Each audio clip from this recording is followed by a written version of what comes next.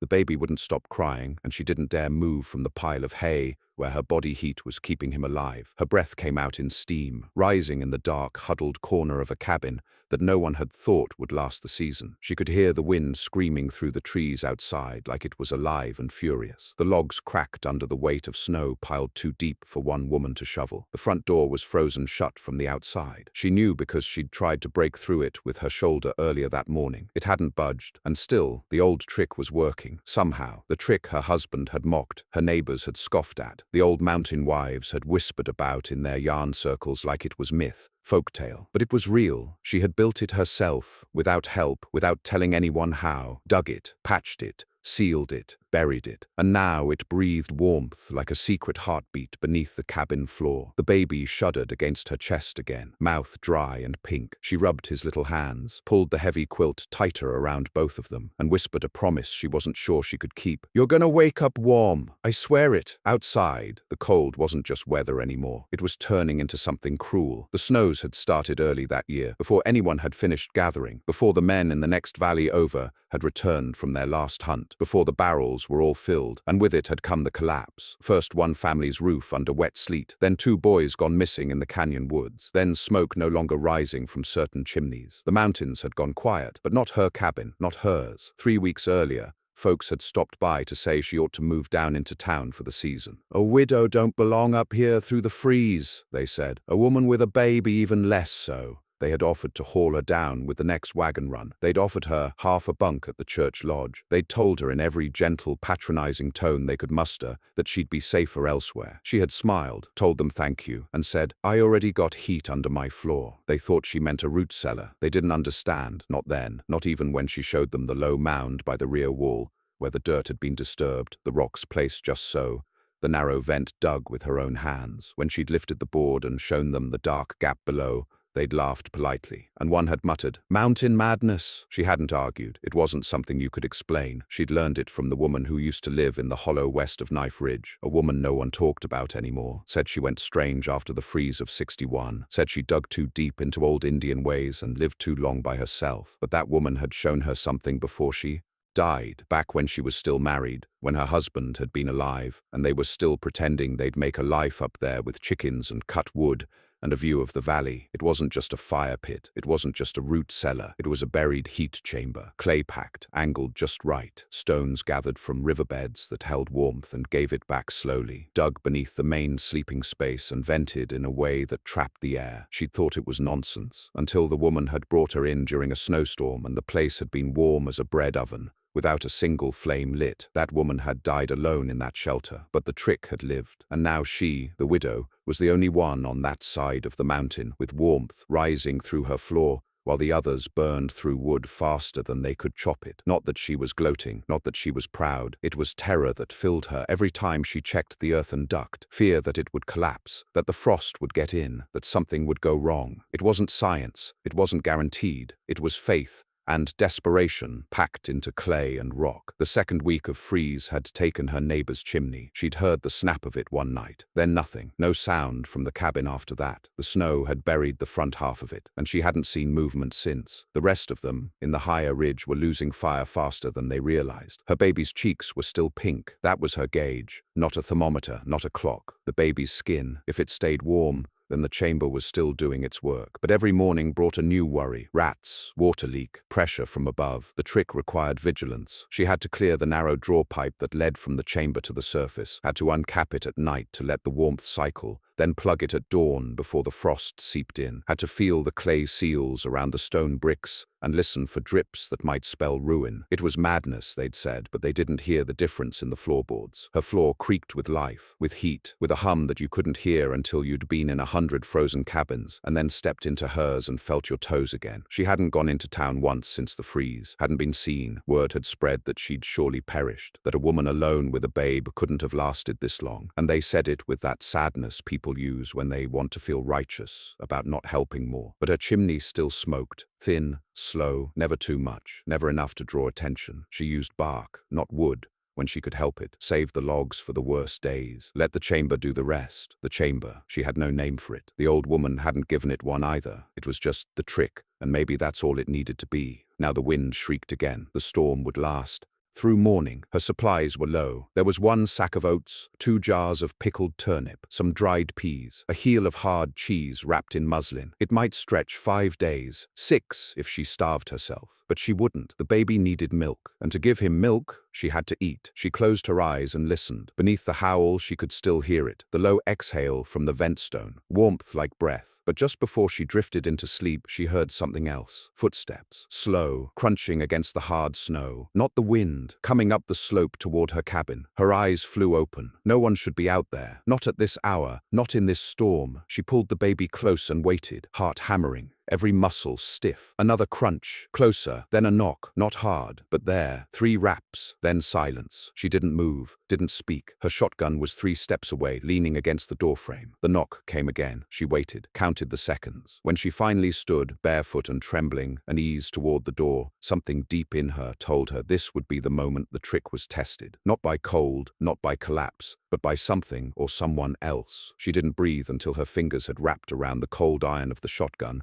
and even then, it wasn't breath so much as a pause between fear and decision. The knock had come again, soft, almost hesitant, not the kind of pounding a man makes when he's desperate or half frozen or trying to break in, but that made it worse, because a man freezing to death doesn't knock softly, and he sure as hell doesn't knock twice like he's being polite. She slid along the log wall, her bare feet numb against the rough floor, the baby swaddled and cradled in one arm now, his face pressed tight against her collarbone, still sleeping or too cold to stir. She reached the door and pressed her shoulder to it, ear tilted just slightly toward the thick pine slab. Silence. She waited a full minute, then spoke, her voice low but steady. "Who's there?" No answer. Her hand tightened on the shotgun, and she hated how weak she felt with the child in her arms. She couldn't set him down, not on the floor, not with the warmth, only trapped where she'd lain. But she also couldn't open the door one-handed. She risked it, stepped backward, placed the child gently into the woven basket lined with wool that sat near the hearth. She moved fast, tucking the thick fur coat over him, wedging it beneath the sides to trap the heat. He didn't cry, just curled into it, lip twitching, asleep or close to it. She whispered a promise, another one she didn't know if she could keep, and turned back toward the door. The knock came a third time, same as before. 3 raps, a pause. She raised the shotgun, undid the crossbar. Her other hand trembled against the iron latch. "Say your name," she said through the wood. Then a voice, barely audible. "Ella." Her breath caught. That name hadn't been spoken in years. Not like that. It was the name her husband had used, not just her name. How he said it, drawn out, almost like he was tasting it or testing it. She swallowed. "You're not him?" she said. The voice didn't answer, just silence again. Then after too long, "Didn't say I was." She nearly opened it. Something in her wanted to believe, even though she knew. He was dead. Dead. 4 winters now. Fell from the ridge during a storm just like this. His body found months later by a hunting party, frozen under a thin sheet of ice, a look of peace on his face like he'd just laid down and let the cold take him. She had buried what they brought back, a boot, his knife, some hair, no body. It had been enough, she thought, not anymore. The voice outside didn't speak again, and that silence became its own kind of threat. Not footsteps walking away, not pleading, just presence, waiting. She moved the crossbar back into place. "If you're lost," she said, "there's no fire to spare." Still silence. "I got a child," she added. "Don't test me." The wind kicked again, harder this time. The wall groaned, and somewhere behind her, the vent stone clattered. She turned instinctively toward the sound, and in that moment, just 2 seconds of attention diverted. Something slammed against the door. Not a body, not a shoulder. It was deliberate. A blow. Fast and heavy. She dropped to a crouch, aimed low. No sound. Nothing again. She rose, heart pounding, and pressed her forehead to the wood. Her breath fogged on the cold surface. Then another slam. Then again. Harder. She backed away, aimed the shotgun, ready to fire if the hinges cracked. But they didn't. The door held. It always had. Her husband had built it too thick for ordinary tools to split, and she'd reinforced it after his death. Still, something was testing it now. Then, silence once more. The quiet stretched too long. She approached again, put her hand to the wood. The cold had changed. It wasn't just the regular chill of outside air. It was colder, deeper, the kind that soaked into the joints and pressed the breath out of your lungs, like standing at the mouth of a cave where something old had died and never been buried. And now there were footsteps, fainter this time, moving along the side of the cabin, circling. She grabbed the baby, shotgun in one hand, basket in the other, and moved to the rear crawl space where the entrance to the chamber sat hidden beneath the stacked quilts. Her instincts told her not to hide, but her instincts were wrong. The open world was gone now. It was snow and ice and whatever was walking on it. She tugged the board aside, felt the warmth from the chamber kiss her skin, and lowered the basket into it, slid in after, pulling the cover shut over her. Darkness, but living warm darkness. She kept the gun trained toward the crack of light near the seam, and then, a sound she hadn't expected. The front door opening, wide, slowly. It didn't crack or split. It opened. Someone had found a way. Her breath caught, and her finger tensed on the trigger. The floorboards above creaked, slow, even steps. Her eyes adjusted to the dim glow of the vent stone beside her. She could hear it, a second pair of feet on the wood, walking toward the hearth, pausing. Then, more terrifying than anything, the sound of her chair scraping as someone sat down in it. And then nothing. She sat like that for an hour, maybe two. The baby stirred. She fed him in the dark, quietly, and waited. Then footsteps again, leaving. The door creaked, opened, closed, then footsteps in snow, growing distant. She didn't come out until the vent stone had cooled to its usual glow. When she emerged, cautious and slow, shotgun still in hand, the cabin looked untouched, but her chair was still turned the wrong way, and on the hearthstone lay a mitten, not hers. Too large for a child, too small for a man. It was wet, and it hadn't frozen. She moved carefully through the cabin, checking everything. The windows, the back wall. Nothing was broken. No frostbite crept in. The chamber still hummed, but the fear stayed. She stayed awake the rest of the night, holding the shotgun with one hand and the baby with the other, rocking silently. Outside,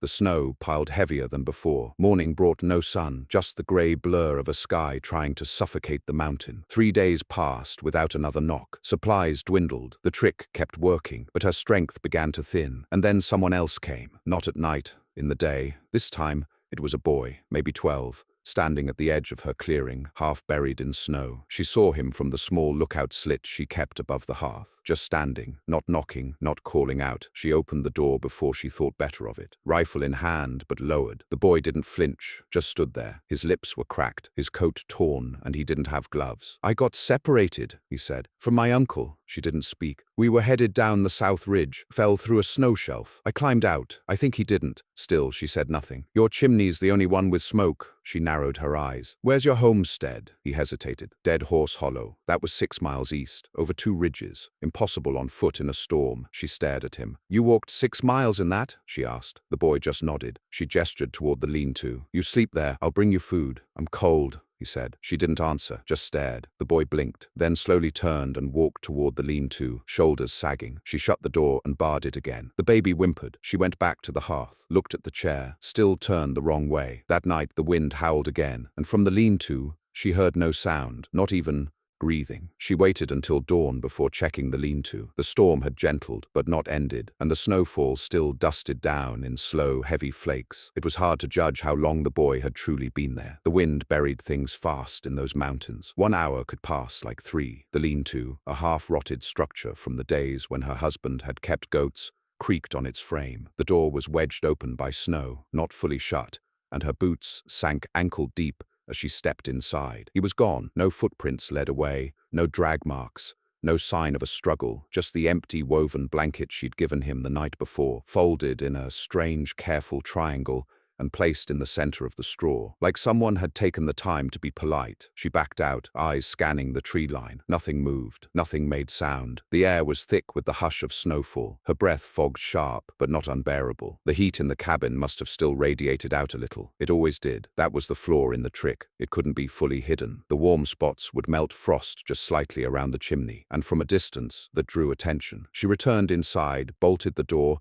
and checked the baby first. Still pink-faced, warm, hungry. She fed him what she could, then wrapped him again and tucked him beside the hearth. The floor still thrummed with that gentle, steady heat from the chamber. She checked it twice that day. The stone at the mouth was warmer than usual. She took note of it. Then hours later she found the boy's boot print, inside. Not on the threshold, not by the door, but near the corner of the pantry, pressed into the dust beside a crate of dried beans. One print, the rest of the floor was untouched. She stared at it for a long time, shotgun resting against the wall behind her, heart climbing her throat. The snow on his boots would have melted, left a puddle. This print was dry, crisp, like it had been made in a warm place. She touched it, still faintly warm. She didn't touch the crate, didn't open the door again for 2 days. But on the 3rd day, Hunger made the choice for her. The trick had kept her cabin warm, but not full. The oats were nearly gone. The dried peas were mealy and thin. Her baby whimpered with every feed now, needing more than she could give. Her milk had slowed. Her own bones felt hollow. She stepped out just after dusk, wrapped in all the wool she had left, the baby strapped to her front with a fur sling, shotgun in one hand, a crowbar in the other. She went to the back shed where she had once stored tools. It was half buried, roof sagging, but there was a patch beneath the snow where no frost clung. She noticed it because the icicles hadn't formed around the eaves like they had everywhere else. She crouched and brushed the snow away. Dirt, slightly damp, she tapped it with the butt of the shotgun. Hollow. The trick didn't stop beneath the house, she realized. It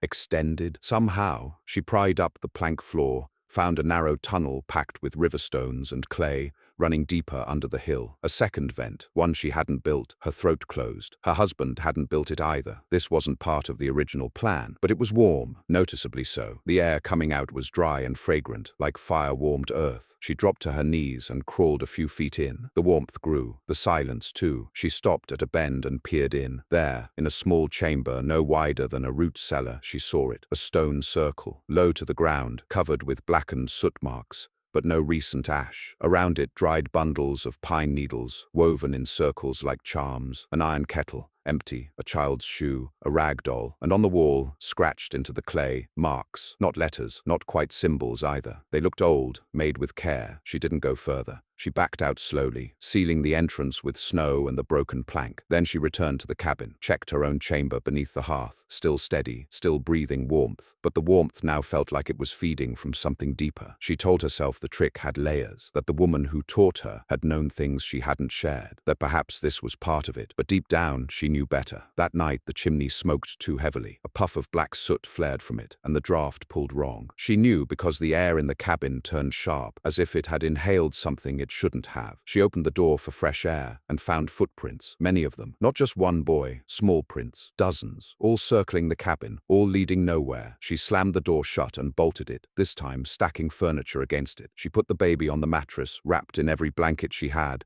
and sat beside him with the shotgun across her knees. The wind didn't howl that night. It whispered. Voices, too many to count. Some sounded like children, others like wind through dry leaves. She didn't sleep, not once. When the light finally cracked through the shutters, it brought no relief, just a dull, grey silence. And then came the knock again. Same door, same 3 raps. She didn't move, didn't speak. A voice followed. This time it was her own. "Ella," it said from the other side. Not just the name, but the same pitch, same cadence, same tremble. She stared at the door like it had grown a face. The baby stirred, coughed. Another knock, and this time the voice said something new. "The fire's gone cold, Ella." She stood, raised the shotgun, and walked to the door. "I didn't light one," she said. Silence. She waited. Then came the reply. "I know." Her hand reached for the latch, stopped. "Tell me what you want," she said. No answer. "Tell me your name." Again, nothing. She walked backward, the gun still aimed. Then from behind her, inside the cabin, a new voice spoke, soft, young. "Mrs." She spun. The boy was there, the one from the lean-to, but he wasn't wet, or cold, or shaking. He stood barefoot, clothes dry, eyes calm. "You left the vent open too long," he said. She didn't understand. "The warmth's leaking," he added. "You gotta close it." She stared. Then he turned, walked to the hearth, and crouched by the trap. She moved to stop him, but he was already opening it. The chamber glowed brighter than it should have, redder, and something inside was moving. She screamed, grabbed the baby, ran, out the back, through the shed, into the snow. She didn't stop to grab boots. Just fur, just sling, just breath. Behind her, no fire, no explosion, just a quiet, deep sound. A sigh, like the earth exhaling. She ran until the snow reached her thighs, ran until the ridge dropped away and she was sliding down into the hollow, scraping her knees, tearing her coat, the baby wailing now, finally, his lungs strong with panic. She didn't stop until she reached the burned-out church at the base of the valley, its stones black from a lightning fire 3 winters back. She crawled into the bell tower ruins and curled around the child, both of them shaking. And above them, from the trees, came singing, children's voices, wordless, sweet, and in the distance, far too close, her cabin smoked gently. But the chimney was gone, just the glow of heat rising from the earth, like something had opened and not closed again. By the time the widow woke again, hours had passed. She didn't remember sleeping. She didn't remember closing her eyes. The baby was quiet, breathing against her collarbone,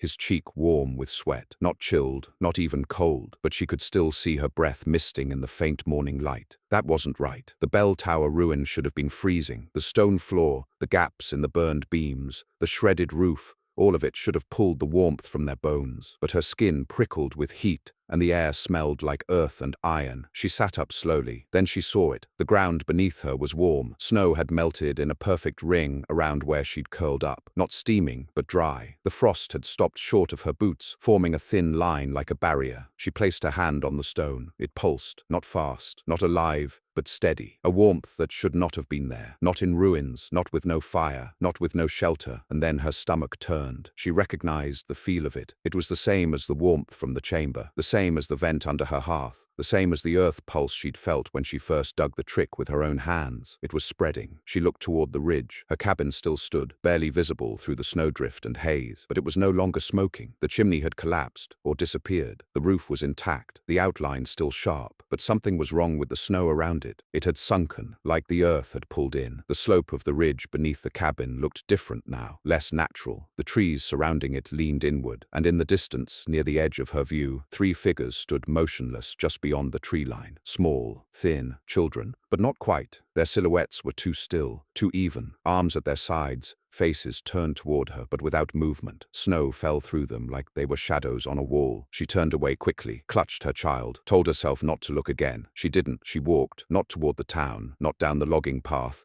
that was cut off with snow, but east, toward the old trail her husband had once carved by hand, down the back face of the hollow. It wasn't a proper road, not even a real trail, but it went somewhere, and she needed somewhere. The baby cried only once, and then fell asleep again, his face pressed to her chest. She didn't eat, didn't stop, didn't look back. By dusk, she found the hunter, or what was left of him. He was leaning against a tree, half covered in snow. His rifle was frozen to his hands, his beard caked in ice, but his coat was unbuttoned, and beneath it, the fabric had been torn open, in long strips down the chest and belly, not clawed, not slashed, peeled, and laid inside the hollow of his ribs was a bundle of dried grass and bone, arranged deliberately, like a nest. She screamed. She couldn't help it. The sound cracked through the still woods like a shot, and when it died out, she wasn't alone. Footsteps in the snow, not behind her, ahead. She spun, baby now crying full-throated, shotgun raised, but no one, just the trail bending down toward a gully, then vanishing. She should have turned back then, should have buried herself under snow and waited for it all to pass, but the baby's cries pushed her forward. Every shriek was a demand, a need she couldn't ignore. So she walked into the gully and found the other cabin. It shouldn't have been there. No one lived this far east. This was beyond mapped land, beyond trails. Her husband had said so himself. Nothing grew out here. Nothing stood, but it was real, squat, made of old pine,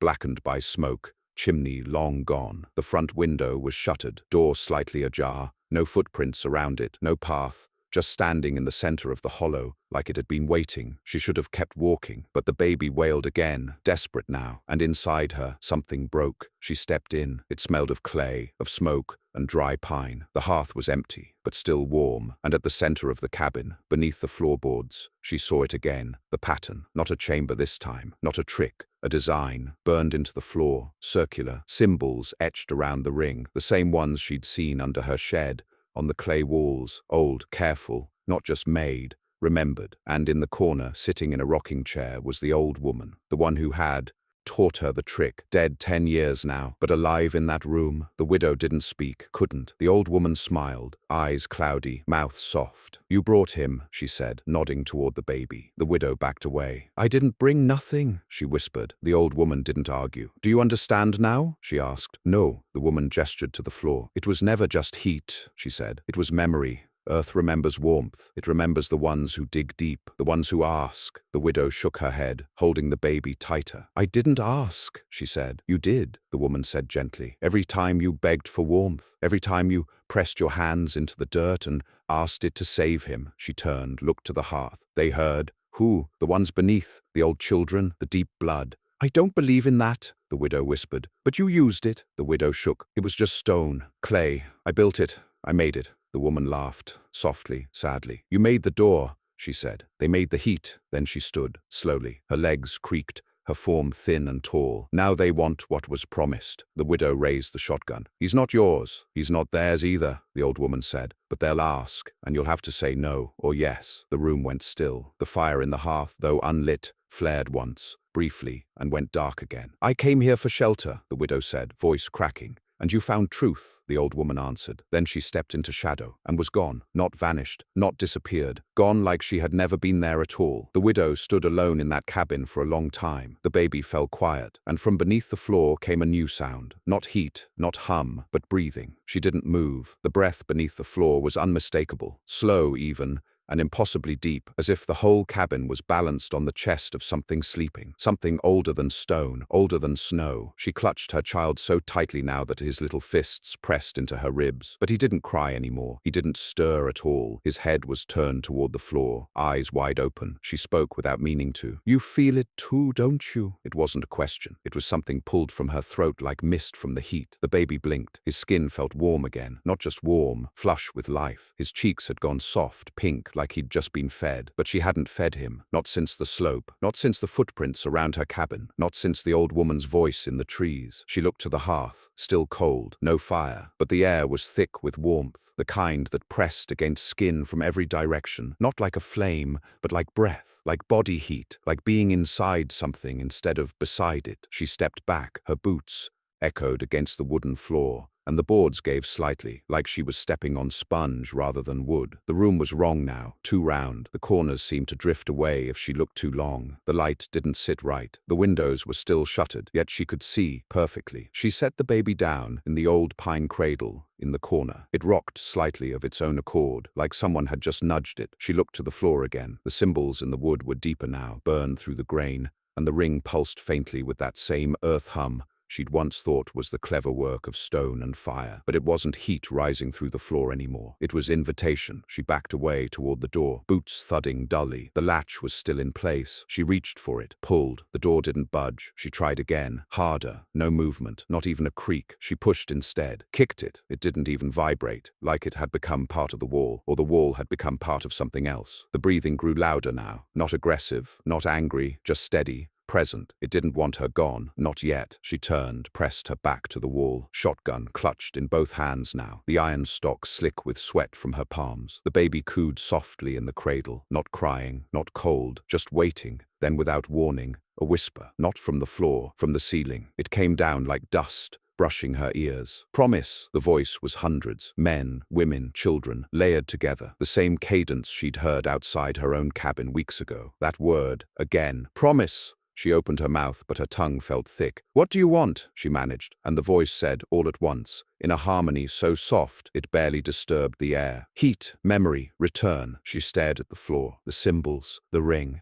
"You're not fire," she whispered. "No," they breathed. "We are hunger, the old warmth." She shook her head. "I never made a deal." "You dug," they said. "I didn't know what I was doing." "You asked." "I didn't mean to." "You dug." That last word rattled the beams. The floor heaved once beneath her boots, and she nearly lost balance. The cradle slid an inch. The baby laughed. She froze, looked down. His eyes were shining. Not just light, shining, reflecting something not in the room. She stepped forward. He reached for her, giggling, and beneath the cradle, the floor split open in silence. No crack, no shattering of wood, just a slow, deliberate opening, like a mouth. The ring widened, folding in on itself, and beneath it, stairs descended, not made of wood or stone, but of packed earth, laced with what looked like bones, small ones, animal, human, hard to say. The baby reached again, fingers outstretched toward the gap. She pulled him close, turned, ran to the far wall. There was no window anymore, just more wall. The room had closed in, every corner now curved, the light dimmed, and still the warmth grew. Then the voice returned. "We will keep him warm." She spun. "No, you will freeze without us," she shouted. "Then let me freeze." The room shuddered, then silence. The cradle stopped rocking. The stairway below closed with a slow grind of soil and air. The warmth began to fade, not suddenly, but steadily. She felt it go, like the earth had withdrawn its breath. The shotgun was heavy again, cold. Her coat no longer kept the frost from her sleeves. The baby's cheek cooled, and then the door creaked. She turned. The latch twisted. The door opened to a pale, snow-blown field, and 3 men standing in it, coats heavy, rifles slung, eyes wide. They'd come from the valley. They'd seen smoke, old smoke, They didn't know what they'd find. She stepped into the light, fell to her knees. The baby was crying now, hoarse and real. The men ran forward. 2 days later, she was back in town, sitting in a low cot by the church hearth, baby asleep on her chest, real fire burning in the stone hearth beside her. She hadn't spoken much, hadn't told them where she'd been, just said she got caught in the storm, that her cabin had collapsed, that she'd fled down the ridge. They believed her, sort of, but one of them, the older man with the grey beard and missing eye, kept watching her, like he knew, like he'd seen something once, years back, and had decided not to talk about it. He brought her tea, left it without a word, and when the preacher's wife asked her where she'd stayed warm all that time,